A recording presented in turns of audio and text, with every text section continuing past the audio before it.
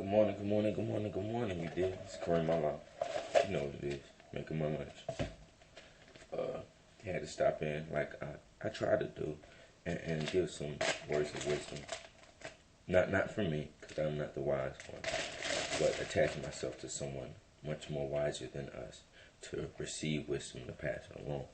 But there's something that grabbed my attention, and it's not new. No new information, but it's just a matter of reshaping the statement so you may grasp it.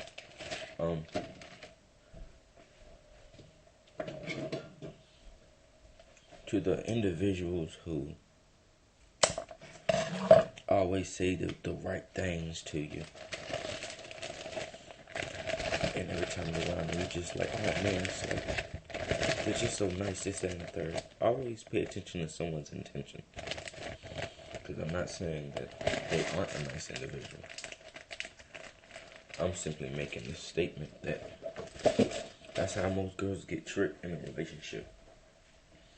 It's from Jump Street. His intentions are so pure. Well, seeming to be so pure.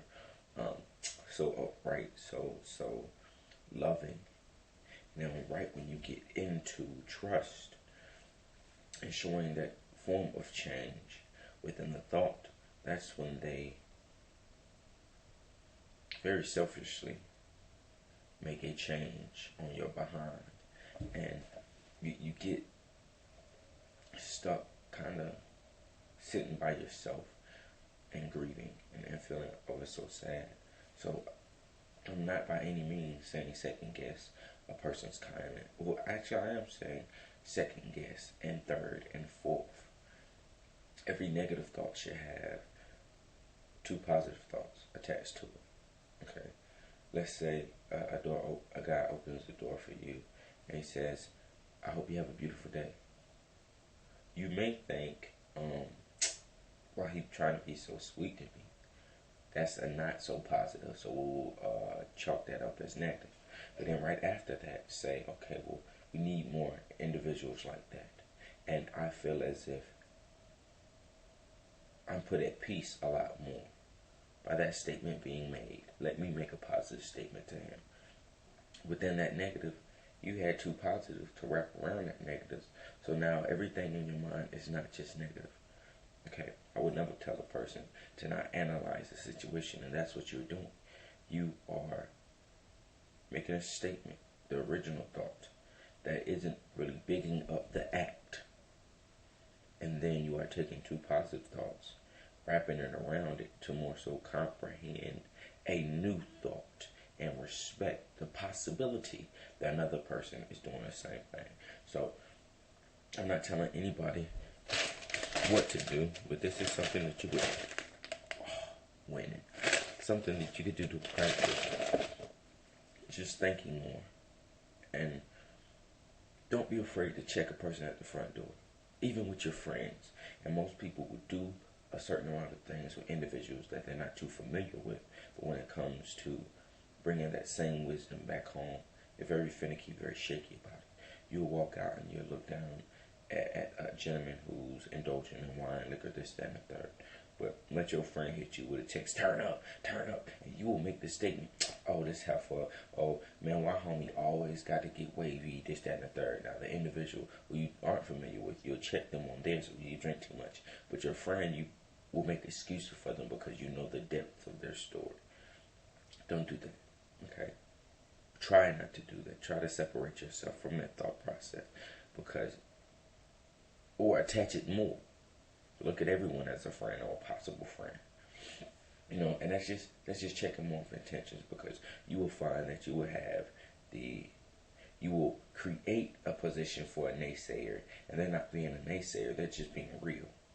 And you will have a phony individual who is gassing you on everything that they want you to do because they see how they can form themselves in your pathway, and they're the one being fake. It's funny. But the more that you think about another person's intentions and think about your intentions while thinking about another, it seems to go from, oh, that's too much work, to that's second nature thought.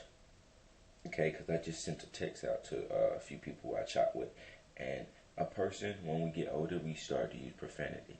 It happens.